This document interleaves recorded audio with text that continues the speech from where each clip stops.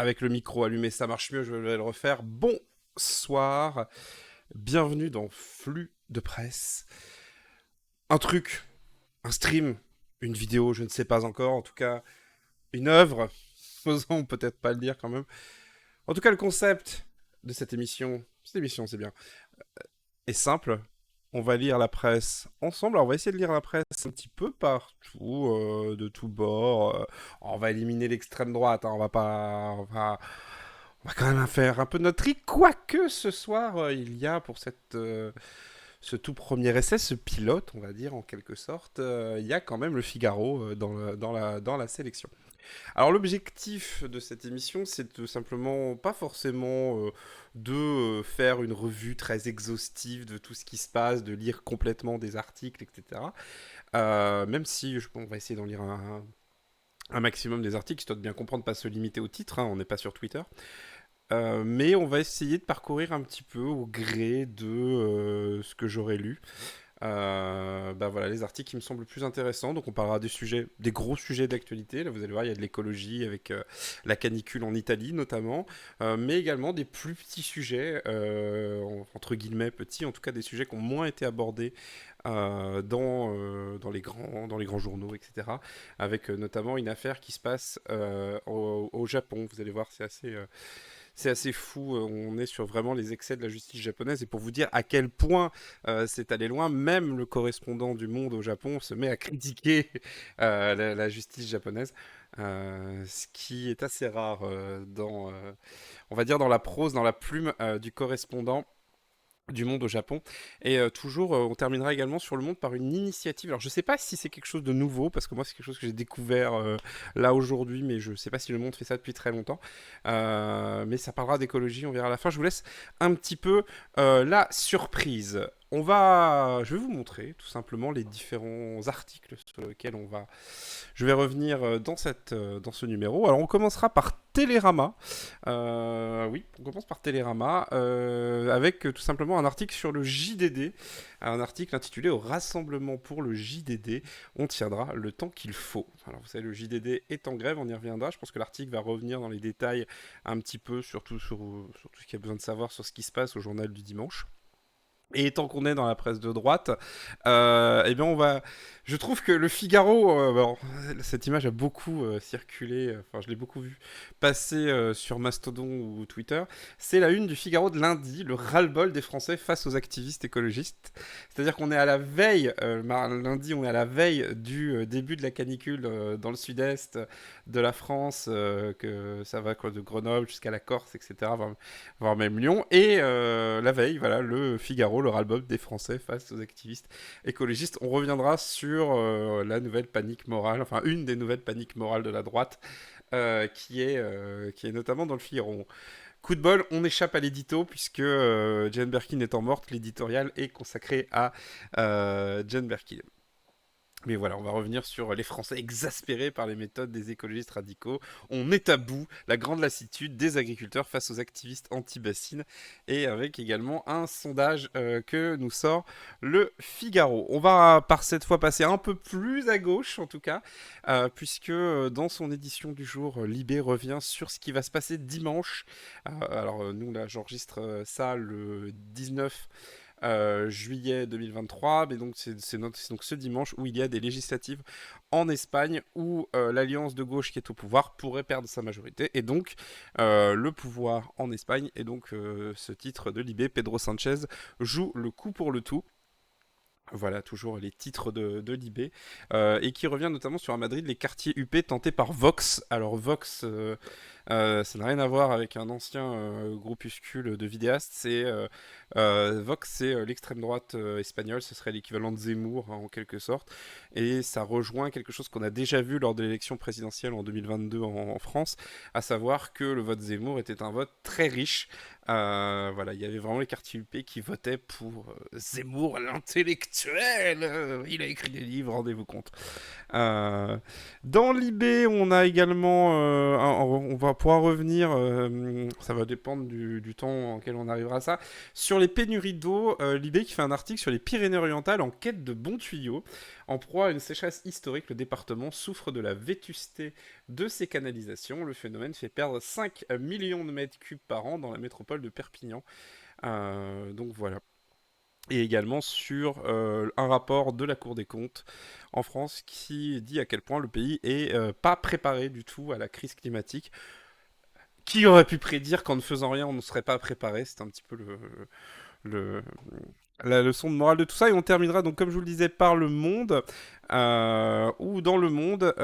Donc, il y a tout d'abord un article sur Iwao Akamada, symbole des excès de la justice japonaise. L'homme libéré en 2014 après 48 ans dans les couloirs de la mort, rappelons que la peine de mort existe toujours au Japon, est de nouveau accusé par le parquet dans le cadre d'un procès en révision. Donc voilà, on lira cette correspondance du Japon.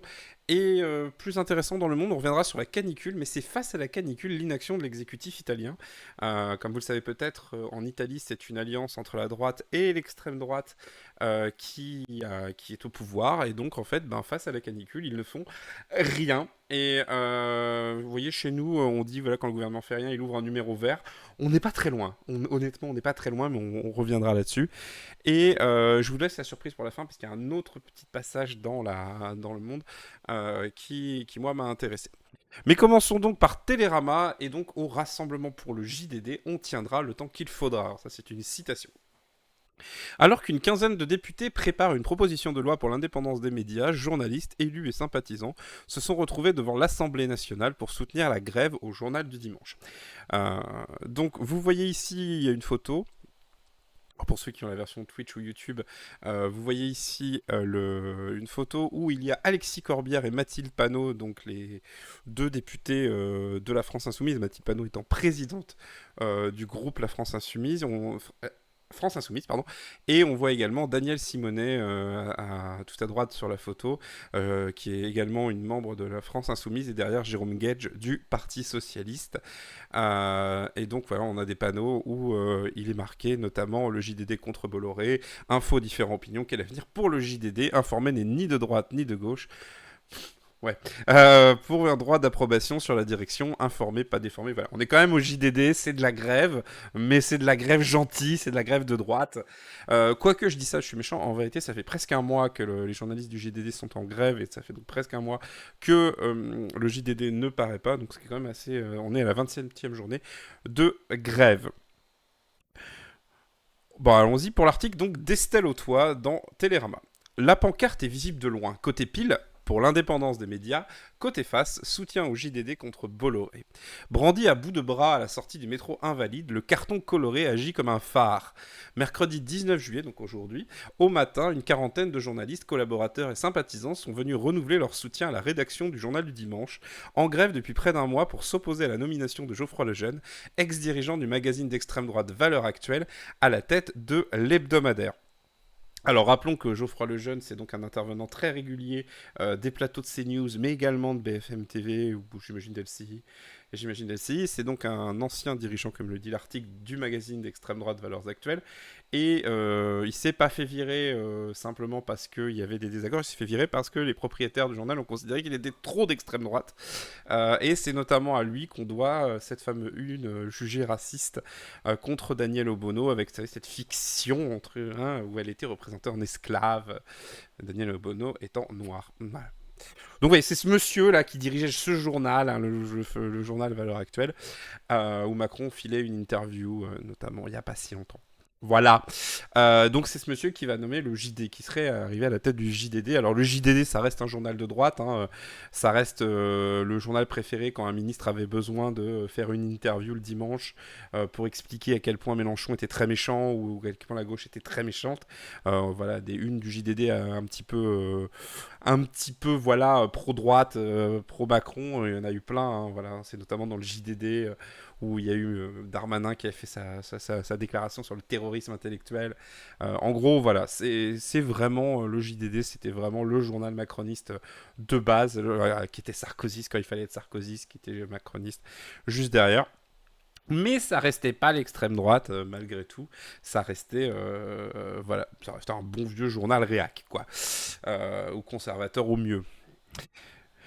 Mais donc, genre, je continue fin du commentaire. Retour à l'article. Le rassemblement matinal a une saveur particulière entre les slogans prônant le droit à la démocratie dans la presse, un lot inhabituel d'écharpes tricolores, jusqu'alors peu loquaces sur le sort du journal, à l'exception de la ministre de la Culture Rima Abdul Malak et d'une poignée d'élus.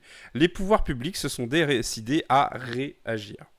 Une quinzaine de députés, menés par Sophie Tallier-Polian, députée écologiste du Val-de-Marne, s'apprêtent à déposer une proposition de loi transpartisane, sauf RN et LR. Donc en gros, la droite, enfin même plus la droite LR, mais vous voyez, la droite extrême et l'extrême droite, eux sont très contents de l'arrivée de Geoffroy Lejeune. Hein. Après tout, c'est un allié dans la place.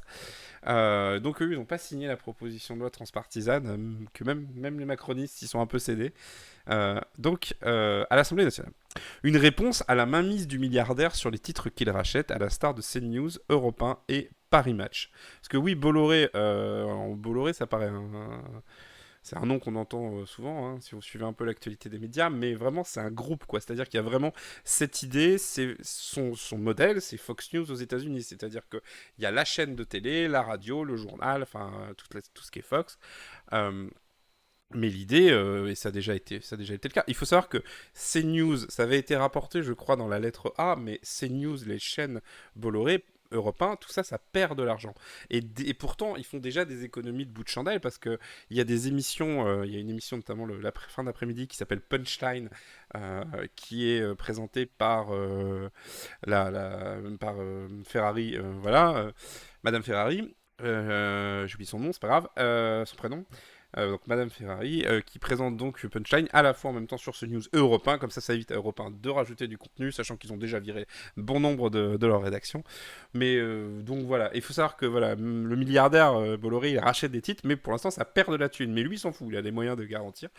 Et ce qu'il fait, c'est qu'il rachète des journaux juste pas pour faire de la propagande à l'extrême droite, enfin voilà, la propagande nationaliste ultranationaliste qu'il a envie de faire. Donc, citation d'un journaliste du JDD, on ne peut plus donner les rênes de l'information à des gens qui veulent faire de l'opinion. Nous, journalistes, ne pouvons plus dépendre de nos propriétaires. Alors ça, c'est une citation qui est un peu... comment dirais-je, avec laquelle je suis pas complètement d'accord. Pour le coup, je vais me permettre un commentaire, c'est... On peut plus... Alors, effectivement, il y a une différence entre l'opinion et l'information. C'est un journal comme La Croix qui fait bien la différence là-dessus. Mais... comment dire, il y a une différence entre quelqu'un qui fonde son journal pour pouvoir défendre une opinion et quelqu'un qui rachète plein de titres pour pouvoir défendre son opinion. Et surtout, toutes les opinions c'est pas vraiment la même chose en fait. Si vous voulez racheter des titres, enfin si vous voulez faire des titres pour défendre un programme écologiste, un programme libéral, ce que vous voulez, c'est pas tout à fait la même chose que d'aller vers les fachos, quoi. C'est il y a quand même une différence. Mais l'idée que les journalistes dépendent plus des propriétaires, par contre, là oui, c'est important. C'est-à-dire qu'il y a toujours une ligne éditoriale à un titre, ne serait-ce que pour ce qui soit repéré, et que les gens, aussi, quand vous lisez le journal du dimanche, vous savez que vous lisez le journal du dimanche, quoi. Quand vous lisez le Figaro, vous savez que vous lisez le Figaro. Mais revenons donc à l'article. Le texte de loi, la proposition de loi, appelle à conditionner les aides de la presse à la possibilité pour les rédactions de choisir leur directeur ou directrice par un système de vote qui n'existe pas dans la plupart des médias actuels. Ce n'est pas juste une histoire individualiste d'entreprise ni de corporatisme, insiste un journaliste du JDD. Tous ceux rencontrés ont tenu à leur anonymat. Il faut savoir que si jamais il y a une tête qui dépasse, en général Bolloré, ça, c'est vraiment... c'est pas la première grève dans un média racheté par Bolloré. iTélé est maintenant devenu CNews, pourrait en parler. Il y a chez Bolloré vraiment ce règne de la terreur. Donc on peut plus donner la reine d'information à des gens qui veulent faire de l'opinion. Voilà. Nous, journalistes, ne pouvons plus dépendre de nos propriétaires. Toutefois, si le livre d'or de l'hebdomadaire passé de main en main à travers la matinée regorge de messages d'espoir, les salariés restent lucides. La proposition de loi est portée par un groupe minoritaire. Il manque ceux qui permettraient qu'elle soit adoptée, c'est-à-dire les membres de la majorité, admet un gréviste. Le texte n'est pas polémique. Pourquoi ne pourrait-il pas voter en sa faveur ? Il est possible que la proposition n'aboutisse pas à appui un autre. Ce qu'il faut en retenir, c'est que des députés sont prêts à travailler sur le droit et la liberté de la presse avant les états généraux de l'information prévus en septembre. Alors ça, c'est Libé qui en avait déjà parlé il y a quelques jours, mais effectivement, avec cette histoire de JDD, Macron est pris dans un piège. C'est-à-dire qu'il ne peut pas s'attaquer frontalement à Bolloré, parce que s'il s'attaque frontalement à Bolloré, bah, en fait, le système Bolloré va se mettre à l'attaquer, tout simplement. Il n'y a pas d'autre d'autres mots. Je vois que vous n'avez même pas le... Il n'y a pas de son sur Spotify, je suis désolé, je fais une petite parenthèse, mais normalement, j'aurais dû avoir du son sur Spotify, je ne sais pas pourquoi, je vais augmenter un petit peu. Voilà, c'est pour ça. Je suis désolé, je pensais qu'il y avait du son. Hop, du coup, on va remettre, hop, la playlist depuis le début. Euh, du coup, oui, ce que je disais, Macron est un peu piégé. Il n'ose pas s'attaquer en frontal à Bolloré parce qu'il sait qu'il va se prendre un backlash de CNews, d'Europe 1, etc. Et qu'il y a une partie de son électorat vieillissant qui lit ça. Et dans le même temps, il peut pas ne rien faire parce que c'est pas non plus. C'est-à-dire que s'il ne fait rien, c'est pas bon pour lui, mais s'il fait quelque chose, ça peut être pire. Donc il est vraiment entre deux. Et je pense que. Je sais pas si vous avez vu le mème sur Twitter avec ce député Renaissance qui disait oui, mais Mélenchon est d'extrême gauche. Et en fait, la question c'était voilà, est-ce que ça vous gêne l'arrivée de Geoffroy Lejeune? Est-ce qu'il est d'extrême droite? Et voilà. Donc les députés Renaissance sont. Enfin, les députés macronistes sont vraiment le cul entre deux chaises. Et en gros, ils osent pas bouger parce qu'ils se disent que le premier qui va bouger va s'en prendre une. Il va se prendre une balle perdue. Et du coup, bah comme en bon politique, ce qu'ils ont fait quand même, le niveau de l'exécutif, pour pas dire qu'ils ont rien fait, ils ont avancé à un événement qui était prévu, qui est donc les États généraux de l'information. Ce qui fait très ORTF dans le nom, hein, ça fait très vieille France. Mais ce sera donc un événement prévu en septembre qui aura pour but de discuter de ce genre de problématiques. Mais revenons à l'article. Ce début d'offensive ne répond de toute façon pas à l'urgence de la situation du JDD. Quelle que soit la réception du texte par les députés, le respect des formalités juridiques demande d'avoir du temps devant soi. Et du temps, les salariés n'en ont pas. Le journal passera sous le contrôle effectif du groupe Vivendi en octobre au plus tard, et la nomination de Geoffroy Lejeune ne sera pas empêchée par cette loi, même si elle est votée un jour. On ne le fait pas pour nous, persiste un journaliste mobilisé. On veut créer un débat utile à l'ensemble de la sphère médiatique. Il faut parler de l'état de la presse française, alerter nos collègues et l'opinion publique. La situation n'entame pas la motivation des journalistes qui font corps. Mercredi matin, en amont du rassemblement, ils ont décidé à 98% de reconduire la grève. Leurs revendications n'ont pas bougé d'un iota. Rédiger une charte pour garantir l'indépendance de leur rédaction et surtout refuser la nomination de Geoffroy Lejeune. On tiendra le temps qu'il faudra surtout. En plus, on est en passe de battre le record d'ITélé qui a résisté un mois. Dimanche, pour la 5e fois, l'hebdomadaire ne paraîtra pas. Donc voilà, ça c'est la situation au JDD.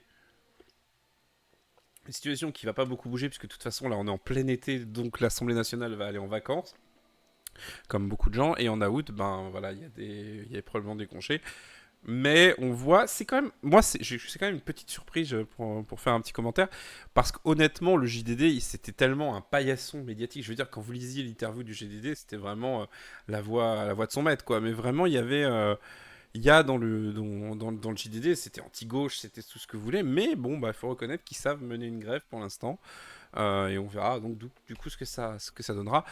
À titre personnel, j'ai pas beaucoup d'espoir. C'est pas la première rédaction qui s'oppose à Bolloré, à son propriétaire, de façon aussi forte. En général, ça finit pas très très très bien, et en gros, la rédaction risque de finir décimée. Et voilà, ça, je ne sais pas ce qu'il en dira du JDD. C'est quand même un petit peu compliqué. Je comprends que les députés LFI qu'on voit sur la photo soient venus défendre le JDD parce que c'est quand même important. Mais il faut quand même se rappeler que c'est un journal qui leur a craché à la gueule pendant des semaines, des mois et des années. Ça n'empêche pas, hein, bien sûr, c'est la liberté de la presse. Reste que le JDD, bon, je vais pas dire que s'il disparaît, il manquera pas grand monde. Mais c'est aussi un journal qui a extrêmement défendu Sarkozy lors des magouilles, des affaires, des procès, etc. Disons que voilà, si le GDD disparaît, c'est toujours triste un journal qui disparaît, mais c'est quand même largement moins pire que si c'était Mediapart ou le Monde ou Libé, quoi. Mais malgré tout, pour le principe, et voilà, force au JDD, force aux journalistes du JDD. Restons à droite, comme je disais, et donc on va aller changer un petit peu du tout, on va revenir à un sujet un peu plus grave, sur le ras-le-bol des Français face aux activistes écologistes. Donc le titre du Figaro du lundi 17 juillet 2023, hein, vu la météo, vu les dômes de chaleur et tout le bazar, vu les annonces qu'on a sur la température des océans, c'est vrai qu'il était important de rappeler que les Français en ont ras-le-bol des activistes écologistes. Bonjour Sensei, et bon, qui me dit bonjour Samuel Etienne. Bah oui, c'est moi Samuel Etienne. Et j'ai oublié de mettre le chat. Oh là là, j'ai pas mis le chat sur la vidéo, mais je suis nul. Je suis tout nul. Je suis Samuel Etienne. Ah là là. Voilà, comme ça au moins les gens peuvent voir ton message, Sensei. Oui, sauf que moi j'ai pas les journaux en physique, tu vois, j'ai pas les journaux, je les consulte en ligne. C'est ça. Puis j'ai pas des garçons autour de moi pour qu'on discute du sexisme dans le jeu vidéo. Ça, c'est aussi un truc. Puis je crois pas à la méritocratie non plus. Bon, j'ai peut-être dit un peu trop de mal de Samuel Etienne. J'ai peut-être dit un peu trop de mal de Samuel Etienne. Donc on va revenir. Je vais revenir à dire du mal du Figaro. Ce sera plus sympathique. Donc, sabotage, occupation, destruction, le ras-le-bol des Français face aux activistes écologistes. Alors, je vais peut-être pas lire la une, parce qu'on va directement aller sur l'article. Alors oui, le player est nul à chier chez Press Reader, mais au moins on a accès à l'article. Je vais voir si j'ai pas moyen de l'afficher de meilleure façon. Alors voilà. Ah bah écoutez. Ouais, bon bah c'est pas terrible, mais au moins ça sera toujours mieux que l'espèce de truc que j'avais. Donc voilà, c'est l'événement. C'est l'événement. C'est l'événement du Figaro. Voilà, c'est le ras-le-bol des Français face aux activistes écologistes. Je l'ai suffisamment dit.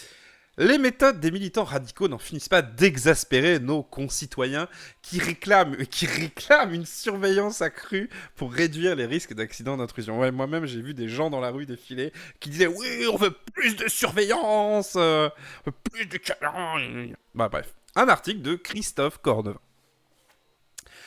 Allons-y. Courage, hein, c'est le Figaro. Sabotage d'installations électriques et d'antennes 5G équipées de type commando contre des sites protégés, des laboratoires ou des sièges sociaux d'entreprises accusés de salir la planète. Ils ont mis salir la planète entre guillemets. Hein.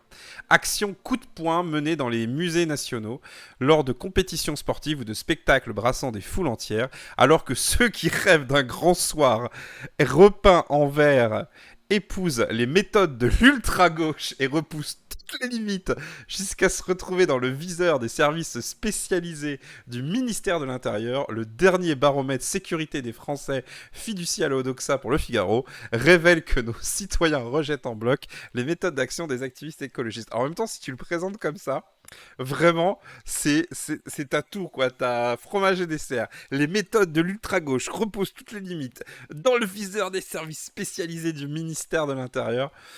Ouais, effectivement, je peux comprendre.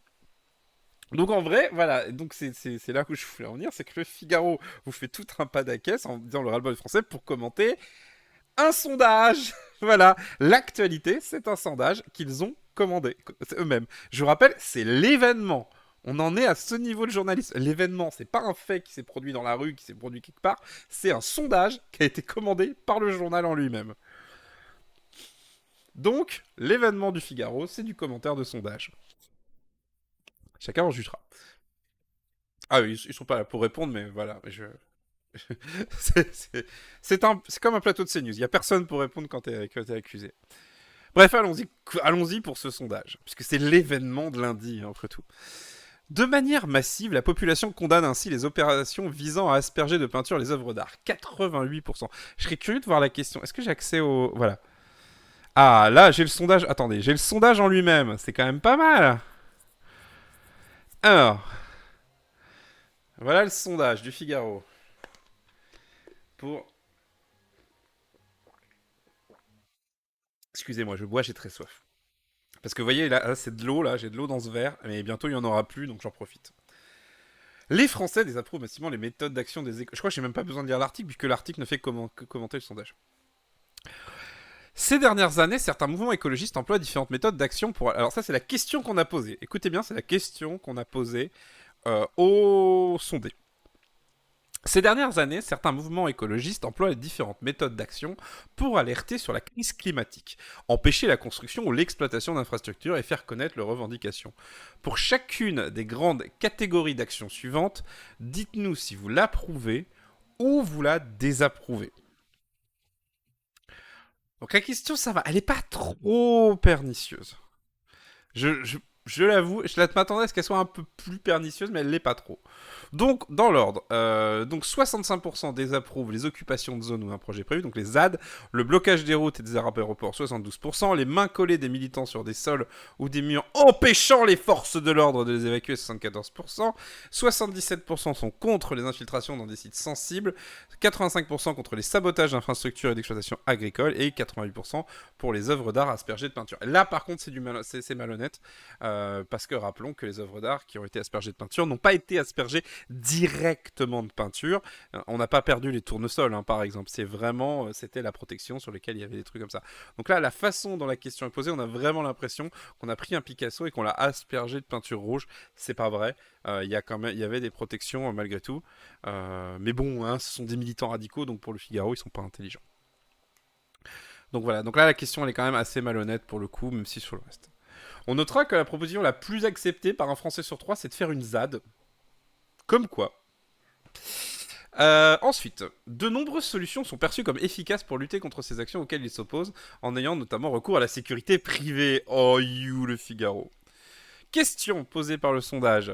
Pour chacun des moyens de surveillance des sites industriels suivants, dites-nous s'ils seraient selon vous efficaces pour réduire les risques d'accident ou d'intrusion.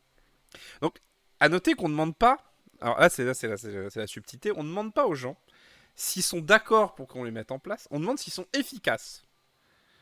C'est tout. Et c'est pas demander pour dire vous êtes d'accord. C'est-à-dire vous pouvez trouver, par exemple, moi je peux trouver que foutre des caméras partout dans la ville, foutre des tours et des caméras. Bon, je trouve que on est tous une puce GPS sur nous qui nous indique à tout instant là où on se trouve. C'est très efficace pour prévenir le crime. Alors c'est très efficace, hein. Maintenant, est-ce que je suis pour? Bah non. Donc voilà. Petite subtilité. Mais bref. Donc en gros, on demande aux gens si on met plus d'agents de sécurité en permanence, est-ce que ce sera efficace?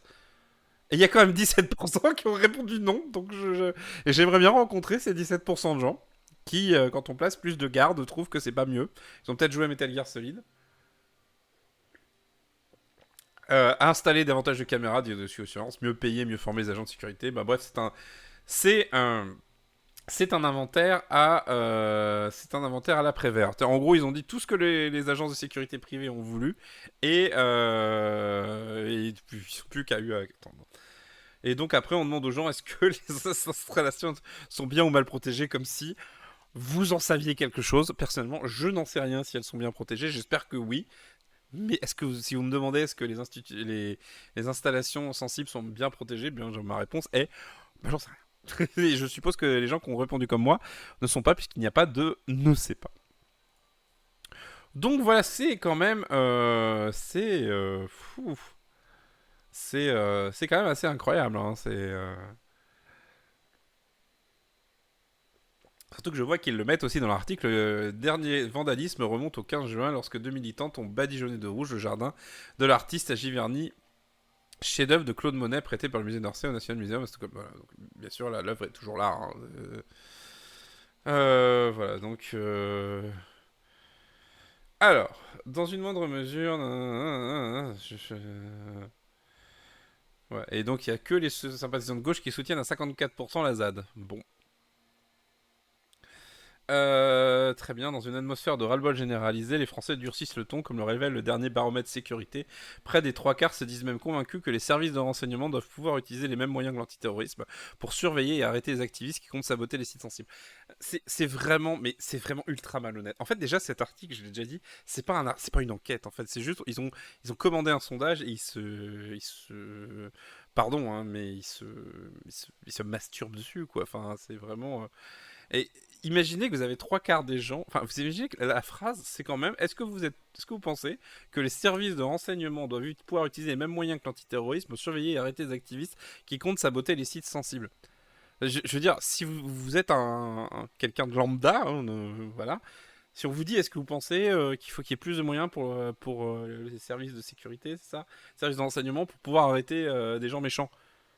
Bah oui, oui, c'est facile. Enfin, déjà que 73%, c'est pas si élevé au final. Facile d'obtenir 73%. Attention, ça signifie pas que les Français les assimilent à des terroristes, mais qu'ils souhaitent que tout soit mis en œuvre pour éviter qu'ils agissent. qu'ils agissent souligne les analystes qui précisent que cette idée est majoritairement approuvée par toutes les catégories de la population, y compris les sympathisants de gauche ou les moins de 35 ans. D'accord. Bon, bah écoutez, la lutte contre les... Nanana, voilà. Euh... Après, ils font entretenir un expert. Nanana.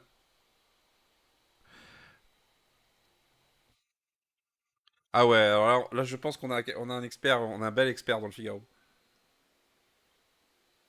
Donc, c'est Nicolas Lerner, hein, dans un entretien au Monde, le directeur général de la sécurité intérieure. Son diagnostic très charpenté est sans appel. Donc là, on rappelle qu'on n'a pas interviewé un scientifique, hein. Là, on interviewe un mec dont la spécialité, c'est la sécurité intérieure. Et il dit, il existe des marqueurs traditionnels sur lesquels se mobilise l'ultra-gauche.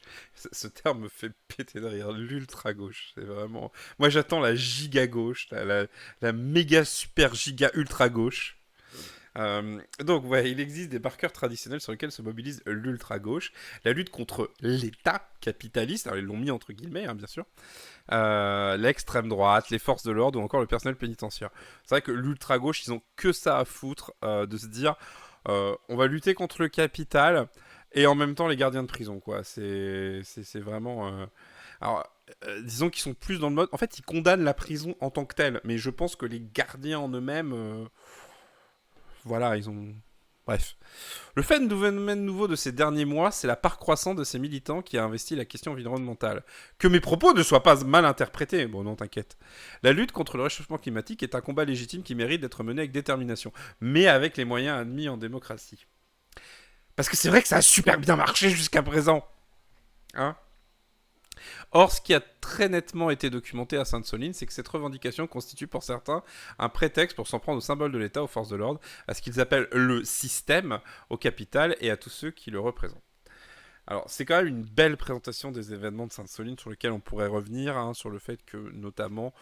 Bah, j'aime beaucoup parce qu'en fait, quand tu lis ça, t'as vraiment l'impression qu'il y a juste des gens qui se sont pointés à Sainte-Soline, qui avaient aucune revendication. D'ailleurs, on parle même pas de leur revendication, et qui se sont juste dit ah, trop génial, on va aller se faire tabasser par les flics. C'est comme si c'était aussi simple. Bah oui, bien sûr. Ah là là. Tac. Voilà.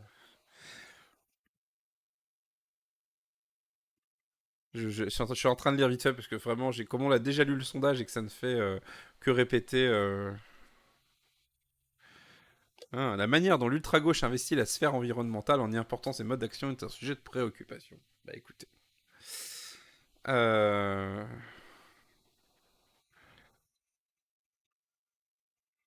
Bon, en tout cas, je vais essayer d'aller vers la fin de l'article. Enfin, de l'article. Plus que jamais,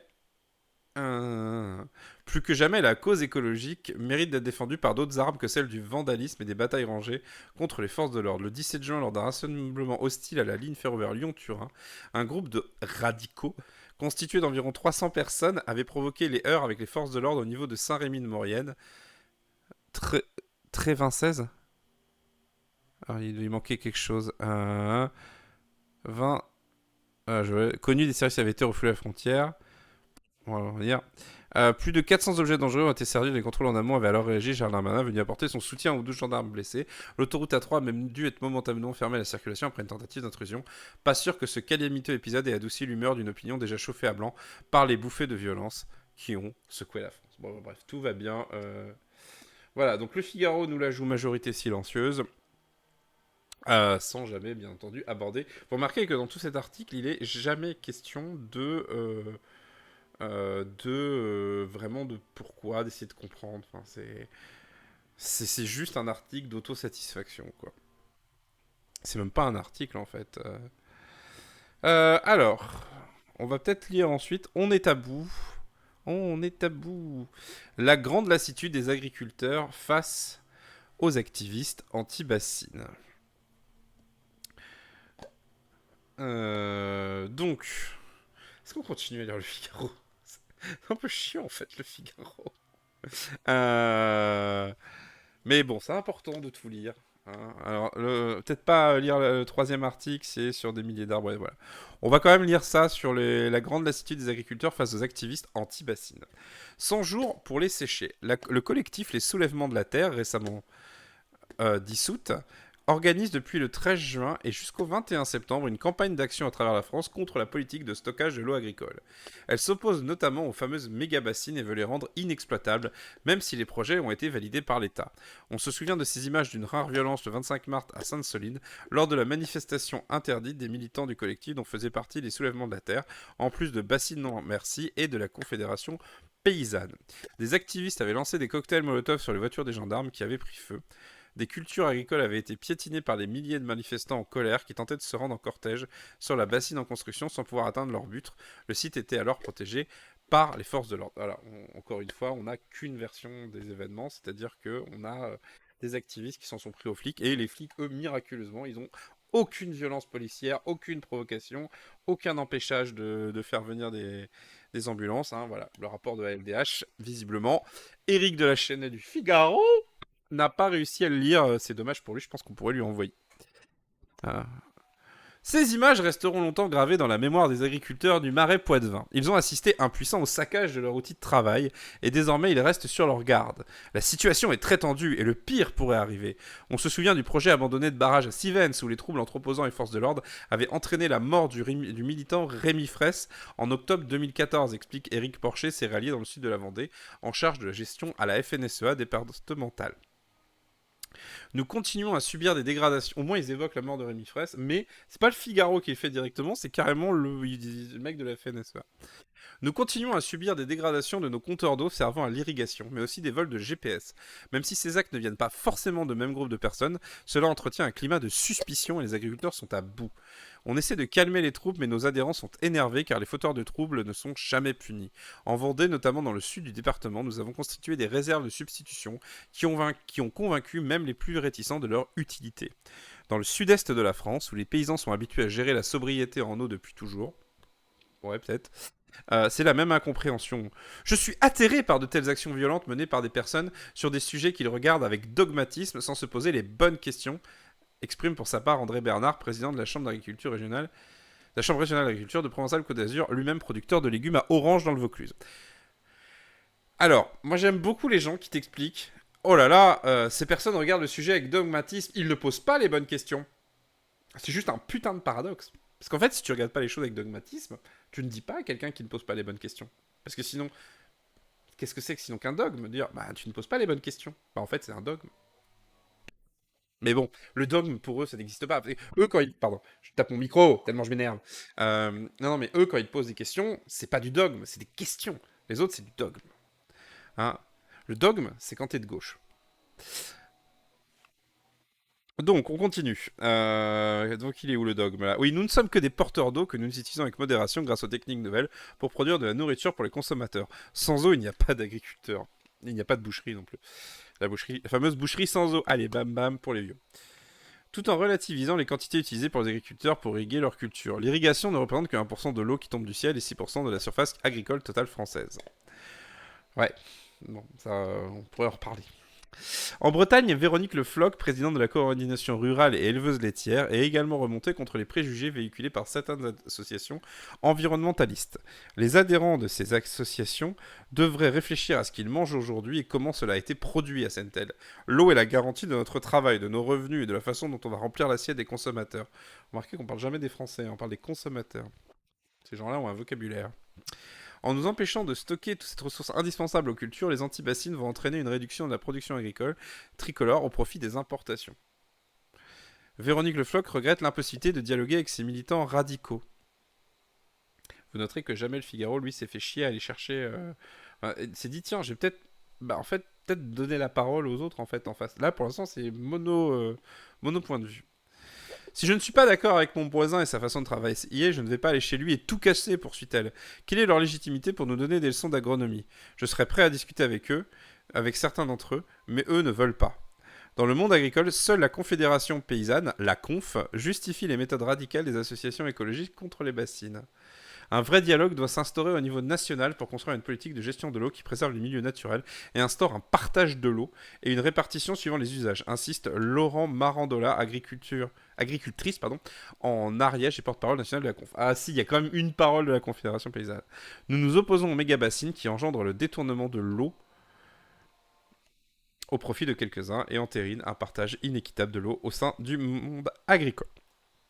Donc voilà, l'article quand même était un peu plus intéressant. C'était quand même pas à se taper le cul par terre. Mais au moins, il y avait quand même à la fin la parole de la Confédération paysanne. Mais vous voyez, si vous lisez le Figaro, c'est vraiment la façon de... Si vous lisez le Figaro, il n'y a pas de violence policière. Il n'y a pas de situation un peu plus nuancée où il y a eu une situation bordélique. Non, non, c'est force revient à... Alors, ce qui est un paradoxe pour eux aussi, hein, force revient à l'État. Pour le coup, pour un journal ultralibéral, c'est un peu bizarre. Mais surtout, force revient à la police, bien sûr. Donc voilà les ras-le-bol des Français face aux activistes écologistes. Un sondage du Figaro. On va revenir à gauche et on va aller en Espagne. Cette fois où Pedro Sánchez joue le coup pour le tout. Pour mettre un petit peu d'explication, il se trouve qu'il y a eu des élections locales il y a quelques mois en Espagne. Ces élections locales ont été largement perdues... municipales, je crois. Ça devait être des municipales. Des élections locales, quoi. Du coup, ont été perdues par l'alliance de gauche qui est actuellement au pouvoir au niveau national en Espagne. Et elle a vu la montée notamment d'un parti d'extrême droite qui s'appelle Vox. Parti d'extrême droite d'ailleurs avec lequel il y avait eu des discussions et des manifestations communes pour Manuel Valls. Voilà, je mets le petit taquet à Manuel Valls, hein, il fait la une de Valeurs Actuelles aujourd'hui, enfin la dernière fois, donc autant en profiter. Du coup, ce qui s'est passé, c'est que Pedro Sánchez, donc, qui est le leader socialiste du gouvernement, a décidé de tenter un coup, c'est-à-dire il s'est dit, bon ok, là on a perdu les élections, écoutez, ce que je vais faire, c'est qu'on va faire des législatives anticipées. Voilà, il remet en jeu son mandat, du coup il se dit, en fait il veut, plutôt que d'attendre que la situation pourrisse, il se dit, autant jouer directement, et là il se dit, en fait c'est moi ou l'alliance droite-extrême droite, et on va voir ce que ça va donner. Je suis pas très optimiste à titre personnel, mais après tout c'est peut-être qu'il vaut mieux couper le bras tout de suite, plutôt que d'attendre un an de plus, je crois que c'était un an encore, en 2024, pour voir le résultat. Parce qu'après tout, si ça marche, il regagne un mandat, et si ça marche pas, au moins, il s'épargne un an de polémique sans arrêt. Donc on va lire l'éditorial. Alors l'éditorial, c'est pas un article, c'est un éditorial, donc c'est l'avis du journal. Donc l'éditorial de Paul Quignot, titré « Vent mauvais ». Le chômage a baissé, le taux de croissance est l'un des meilleurs de l'Union européenne, l'inflation a été bien plus contenue qu'ailleurs, le salaire minimum a été sensiblement revalorisé, les conditions d'accès au logement des plus jeunes et des familles les plus pauvres facilitées, l'euthanasie a été légalisée, une loi en faveur des personnes trans adoptée, le Premier ministre socialiste espagnol n'a pas à rougir de son bilan sur le plan économique, social et sociétal. Et pourtant, alors que se profilent dimanche les élections législatives anticipées, Pedro Sánchez pourrait être défait. Une remontada n'est pas à exclure, mais le pari fait par le chef du gouvernement espagnol après la défaite de son camp aux dernières élections locales de convoquer prématurément les électeurs ressemble fort à un quitte ou double. Car l'Espagne n'échappe malheureusement pas au vent mauvais qui a soufflé sur bon nombre de démocraties en Europe et ailleurs, celui qui a porté un Trump ou un Bolsonaro au pouvoir aux États-Unis et au Brésil, et dont les bourrasques se font de plus en plus sentir en France. Celui d'un populisme d'une droite et d'une extrême droite coalisées dont les armes sont connues. Distance assumée avec les faits, distillation de rumeurs par exemple sur la régularité du scrutin par correspondance, manipulation en tout genre, et dans un pays... Alors manipulation en tout genre, c'est aussi qui manipule beaucoup la question du genre. Et dans un pays qui n'a pas complètement soldé son passé franquiste, exacerbation du sentiment national. Le programme de ces droites conservatrices et réactionnaires est lui aussi d'un classicisme consternant. Lutte contre les droits des personnes LGBT+, négation de la violence machiste, recentralisation de l'État et coupe de vis contre les formations séparatistes, durcissement de la législation sur l'immigration, sans parler du néant sur les questions environnementales. Oui, ça c'est quand même assez important et on y reviendra dans un article du Monde. L'indéniable talent politique de Pedro Sánchez lui permettra-t-il d'éviter le pire? Il faut l'espérer pour l'Espagne, mais aussi pour l'Europe. Oui, parce que pour l'Espagne, ça reste quand même un des rares pays qui est resté à gauche en Europe. Du coup, Espagne, Pedro Sánchez joue le coup pour le tout. Le Premier ministre met en mener son mandat en jeu dimanche après avoir convoqué des élections anticipées. Malgré un bilan positif, la réélection de cet habile politicien est menacée par une coalition possible entre la droite et l'extrême droite. Alors, j'ai envie de dire, malheureusement, c'est assez classique, hein, on le voit très souvent maintenant. Voilà. Allez, on va prendre l'article de Libé. Il reste suffisamment de temps pour remonter. Ainsi, le fringant Pedro Sanchez haranguait les siens à Valence samedi. Les derniers sondages avant les élections législatives anticipées de dimanche témoignent pourtant d'une progression des deux formations de droite dans les intentions de vote. La dernière enquête indique que le Parti populaire, donc le PP, et Vox frôleraient ensemble la majorité absolue à la Chambre des députés. Mais le chef du gouvernement veut croire en sa belle étoile et en une remontada historique qui lui permettrait de prolonger le mandat dont il a hérité en 2019 pour diriger le pays. Le leader socialiste et ses troupes reviennent en effet de loin. Le 28 mai, les scrutins municipaux et régionaux, et donc il y a bien des municipales et des régionales, consacrent leur déroute cuisante, avec le net triomphe d'une droite en plein renouveau. La gauche obtient le mairie de Barcelone, mais perd plusieurs régions clés. Quant à la droite conservatrice, elle surfe sur une vague avantageuse, mais doit faire alliance avec le parti d'extrême droite Vox dans une demi-douzaine de régions stratégiques et 140 communes, dont 4 capitales de province. Peu après, anticipant que le temps qui le sépare des législatives prévues en décembre sera une agonie, oui, en gros c'était décembre, ouais, Pedro Sanchez réalise un coup de théâtre en convoquant un scrutin général dès cet été. Mais c'est aussi un coup de poker, une sorte de qui tout double, analyse Jesus Marana du journal en ligne Info Libre. Ça passe ou ça casse, l'habileté de la manœuvre c'est qu'elle permet de clarifier les choses sans tarder. Et c'est plutôt vrai en réalité. En soi, ce pari fou ressemble à son auteur.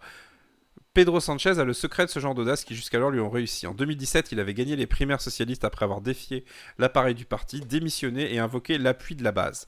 Un an plus tard, il congédie le conservateur Mariano Rajoy, alors Premier ministre, via une motion de censure en laquelle personne ne croyait. C'est un animal politique hors pair qui a du flair, reconnaît un député du Parti populaire. Reste que cette fois-ci, la gageure est de taille. Toutes les enquêtes d'opinion confirment la montée en puissance du nouveau leader de la droite modéré. Alberto Núñez Feijóo, président de la Galice pendant plus d'une décennie, a la réputation de bon gestionnaire. C'est le moment Feijóo, dit le slogan électoral de la formation conservatrice qui met en avant son image de sérieux et de force tranquille. Lors du débat du 10 juillet, l'opposant à Pedro Sanchez, le seul débat qu'il a accepté sur une chaîne privée, le chef de file de l'opposition a largement dominé son adversaire par son assurance. En face, le leader socialiste paraissait nerveux, dépassé par la stratégie du conservateur, identifié par les dirigeants socialistes comme la méthode dite du guiche-galope, une averse d'arguments trompeurs, de demi-vérités et de tergiversations déversées en un court laps de temps qui rend toute réplique très difficile, voire impossible. Depuis, Pedro Sanchez rame à contre-courant. Je fais une parenthèse, mais ce genre de technique, c'est la technique Donald Trump, en fait. C'est la technique Zemmour, c'est la technique Le Pen, c'est la technique de tous les leaders d'extrême droite, en réalité. Et même de droite, aujourd'hui. C'est-à-dire que vous balancez des contre-vérités. En fait, le but du jeu, c'est pas simplement de balancer des mensonges, mais vous balancez des petites piques, des choses désagréables, vous en balancez plein, vous accumulez les éléments de langage, et du coup, l'autre en face n'a pas le temps de répliquer, parce que s'il fallait vous corriger intégralement, son temps de parole serait complètement dépassé, et au final, il n'aurait pas le temps de parler de ce qu'il veut.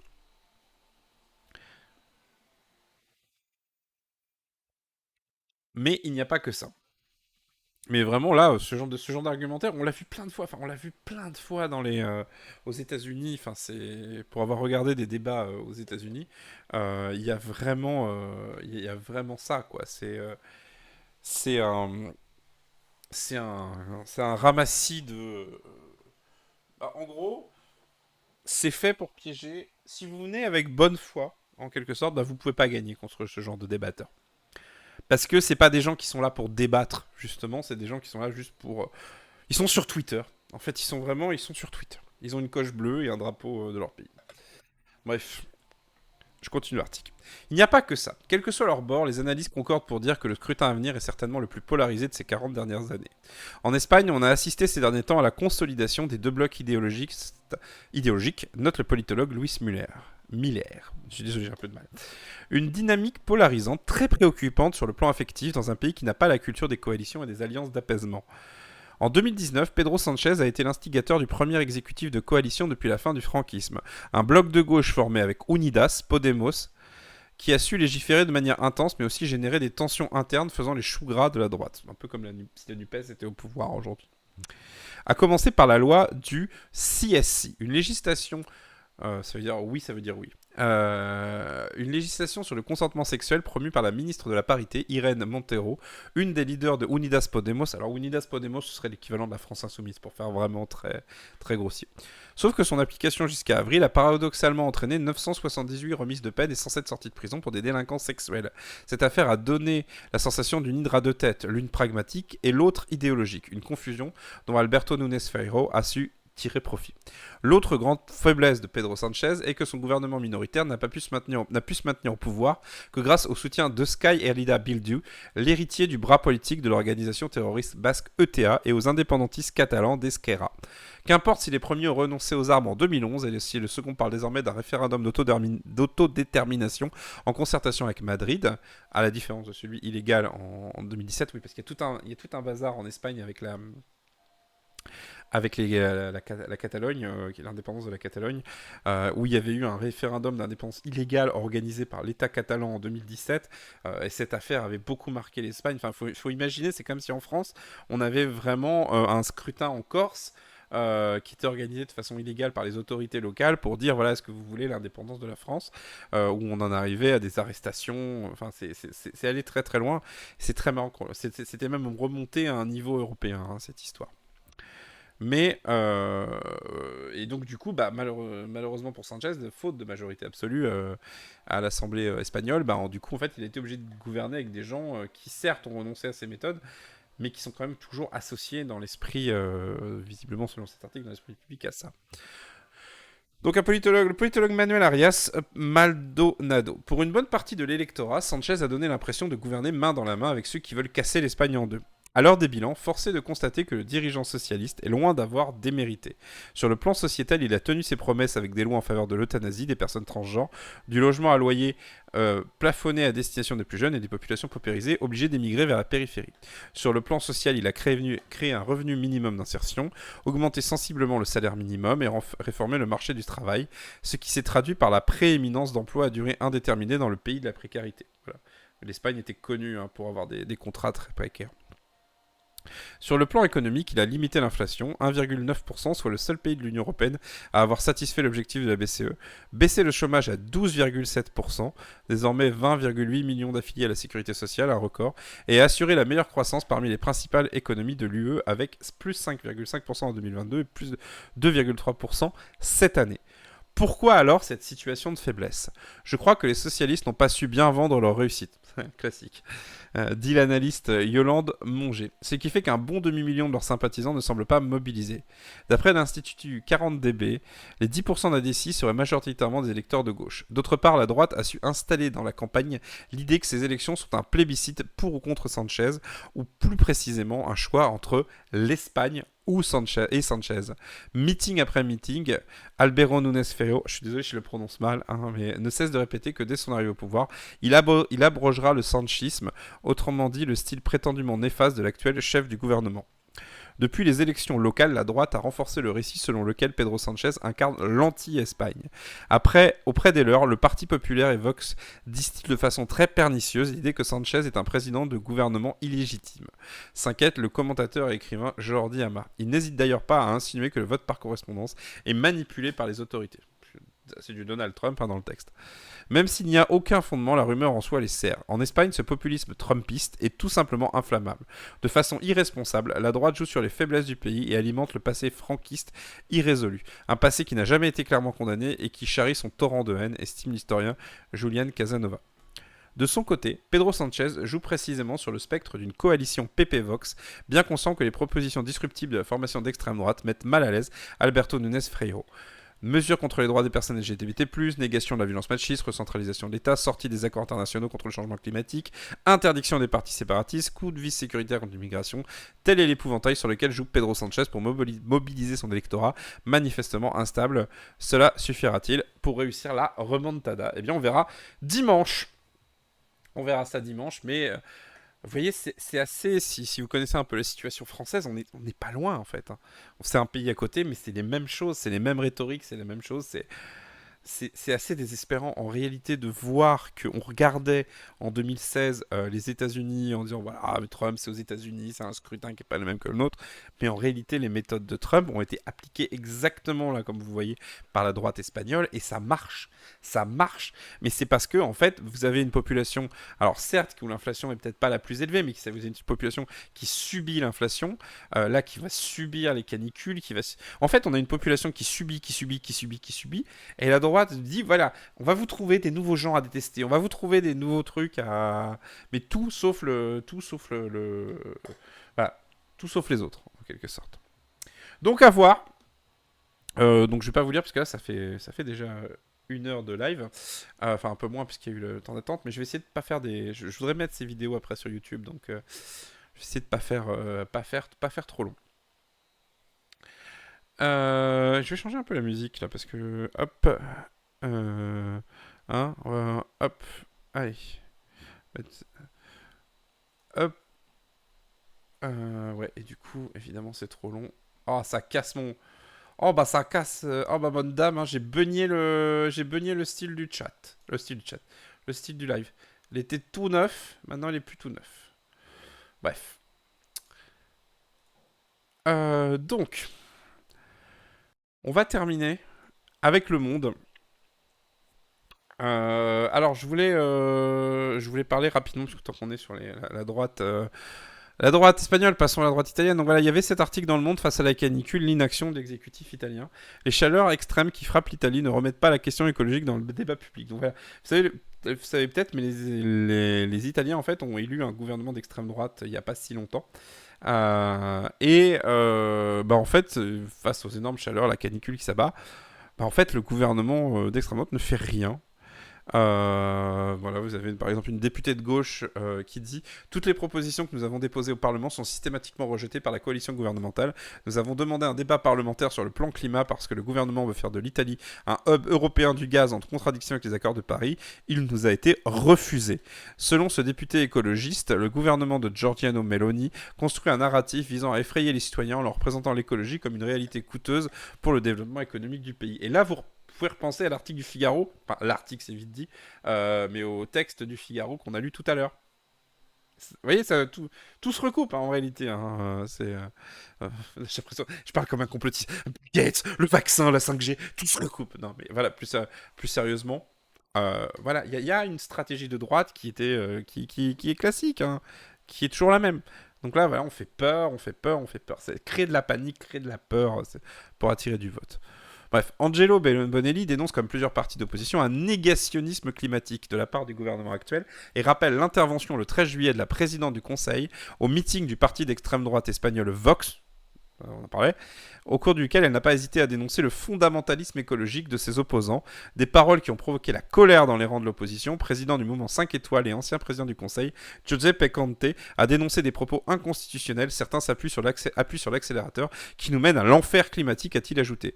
Pour nos nombreuses associations, la vague de chaleur extrême qui touche l'Italie rappelle pourtant la nécessité d'accélérer la transition écologique du pays et de ne pas en faire une question idéologique. Les températures records ont déjà des conséquences très concrètes sur le monde du travail, sur le secteur du bâtiment en particulier. En Sardaigne, où il a fait plus de 45 degrés ces derniers jours, 30 000 ouvriers du secteur mettent leur santé en danger, selon la CGIL, le principal syndicat du pays, qui négocie des horaires aménagés. Les températures très élevées de ces derniers jours exposent les ouvriers du secteur à des conditions de travail dangereuses, explique Erika Collu, responsable de la branche sarde du syndicat pour le secteur de la construction.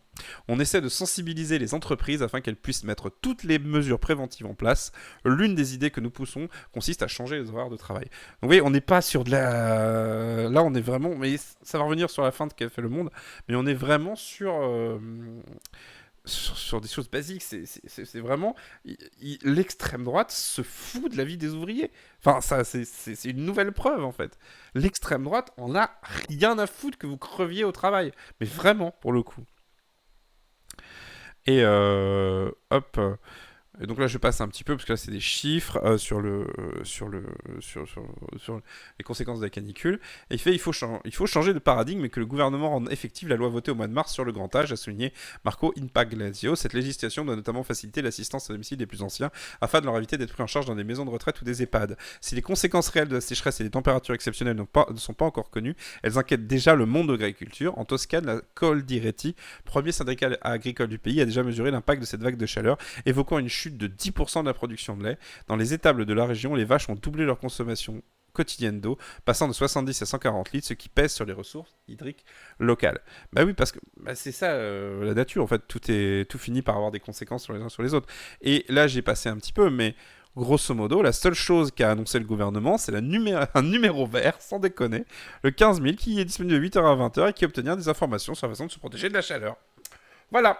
Donc ça, c'est l'extrême droite au pouvoir. Il y a une canicule, il y a un grand changement climatique. Il y a des gens qui vont crever cet automne des conséquences de la vague maintenant. Il y a des gens qui sont en train de crever de chaud au boulot. Et ils en ont rien à foutre. Ils en ont rien à foutre. Et pour eux, ça n'existe pas. De toute façon, c'est l'été, il fait chaud. On va terminer par le Japon tout à l'heure. Je vais juste montrer en fait à la fin, mais je trouve que c'est assez sympathique. C'est assez sympathique de ce qui se passe. C'est Le Monde a fait une chronique adaptation, enfin une partie adaptation qui est une série, je suppose, d'articles qui va être sur comment les grandes villes doivent s'adapter, enfin comment les villes, les lieux d'habitation doivent s'adapter au changement, au réchauffement climatique. Et ce qui est assez intéressant, c'est que ben voilà, la vie en ville à l'épreuve des chaleurs extrêmes, c'est la une du Monde d'aujourd'hui. Donc voilà. Voilà, et puis leur titre, voilà, 45 degrés en Italie, mais pas l'ombre d'une politique. Pas l'ombre, oh, osé pour le titre du Monde, mais pas l'ombre d'une politique sur le climat. On va terminer avec le Japon. Le Japon est Iwao Akamada, symbole des excès de la justice japonaise. Alors c'est un article de Philippe Mesmer. Philippe Mesmer qui est quand même pas un correspondant qui est réputé pour avoir une vision très critique du Japon où il est correspondant. Donc disons que quand Mesmer est critique, c'est que vraiment il y a de quoi. Donc lisons ce fait divers. L'homme libéré en 2014 après 48 ans dans les couloirs de la mort est de nouveau accusé par le parquet dans le cadre d'un procès en révision. Fait rare au Japon, le Yomiuri s'en est pris au parquet. Dans son éditorial du jeudi 13 juillet, le quotidien conservateur a critiqué la décision du procureur de Shizuoka, centre, je ne sais pas si c'est le procureur ou la région, mais bref, de plaider la culpabilité lors du procès en révision accordé à Iwao Akamada, un ex-prisonnier qui a passé 48 ans dans le couloir de la mort avant d'être libéré en 2014. De sérieux doutes entachent en effet l'enquête ayant conduit à sa condamnation à la peine capitale. S'ils ne pensent qu'à sauver la face du parquet et maintiennent que l'enquête a été bien menée pour laver ce qu'ils considèrent comme un affront, ils ne feront que se discréditer auprès du public, écrit ce journal rarement critique de la justice nippone. La décision annoncée par les procureurs le 10 juillet a suscité une belle unanimité contre elle. Le quotidien de centre-gauche Mainichi l'a qualifiée de franchement incompréhensible, alors que les avocats et les soutiens de M. Akamada la jugeaient scandaleuse. Le procès en révision qui va s'ouvrir devra se prononcer sur la culpabilité d'Iwao Akamada pour le meurtre le 30 juin 1966 d'une famille de 4 personnes à Shizuoka, les victimes étaient le directeur d'une fabrique de miso, sa femme et leurs 2 enfants. Ancien barman, ex-boxeur professionnel, Iwao Akamada travaillait dans l'entreprise depuis plusieurs années. Divorcé, il avait un fils. Arrêté en août 1966, il a été condamné à mort en 1968, un verdict définitivement confirmé par la Cour suprême en 1980, au terme de multiples procédures menées sur la base d'éléments contestables. Iwao Akamada avait avoué avant de se rétracter, expliquant avoir été maltraité par la police. Il avait été interrogé 240 heures pendant 20 jours, battu, empêché de dormir, de boire et d'aller aux toilettes. Voilà, ça c'est la police japonaise. Alors, si vous allez au Japon, n'ayez jamais affaire à la police japonaise, vraiment. Alors, peut-être que ce sera pas ça, mais voilà, là on est dans les années 60. Voilà, donc oui, il n'y a pas de limite, il y a vraiment très peu de limites au pouvoir de la police. C'est fou, quoi. Les preuves du crime étaient des vêtements tachés de sang retrouvés plus d'1 an après dans une cuve de miso. Pour les enquêteurs, ils appartenaient à l'ancien boxeur, or ils étaient trop petits pour lui. La persistance des doutes sur le sérieux de l'enquête, mais aussi la détermination de Hideko, la sœur d'Iwao Akamada, épaulée par l'association des boxeurs professionnels et Amnesty International, pourquoi pas, ont permis d'obtenir sa libération en 2014. Entre-temps, des analyses ADN ont confirmé les doutes qui planaient sur les pièces à conviction. C'est comme un rêve, avait déclaré Hideko quand son frère avait quitté la prison. L'homme n'est pourtant pas sorti mentalement indemne de ses 48 années de détention. Au Japon, un condamné à mort reste sans contact avec l'extérieur dans une cellule de 5 mètres carrés, éclairée et surveillée en permanence. Sa remise en liberté avait ravivé les critiques à l'encontre du système judiciaire nippon, dont la reconnaissance de culpabilité repose principalement sur l'aveu, obtenu en garde à vue, laquelle peut durer 3 semaines sans véritable contrôle. À noter, fun fact, enfin pas fun, mais que c'est exactement la même chose dans le système judiciaire français. S'il y a un conseil, si jamais un jour vous vous retrouvez en garde à vue ou que vous êtes impliqué dans une affaire, n'avouez jamais. C'est un conseil que vous donnera n'importe quel avocat. Ne parlez pas, ne parlez pas et n'avouez jamais. L'aveu en France, alors je sais pas si c'est le cas, mais en tout cas ça a longtemps été le cas, l'aveu, c'est extrêmement puissant dans un procès. Et c'est extrêmement difficile de revenir en arrière une fois qu'il y a eu des aveux. Et donc là, ce qui vient d'être dit sur le système judiciaire nippon, c'est exactement la même chose en France. On retrouve vraiment la même mentalité de pensée où, voilà. Donc le taux de condamnation au Japon dépasse les 99%, mais aucun débat sur la peine de mort n'avait alors émergé. Un manga avait été publié grâce à un financement de la Fédération professionnelle de boxe intitulé Split Decision Akamada Iwao, un ancien boxeur professionnel innocent, et signé Shigemi Mori. Il est paru avec l'appui de l'Association des boxeurs professionnels.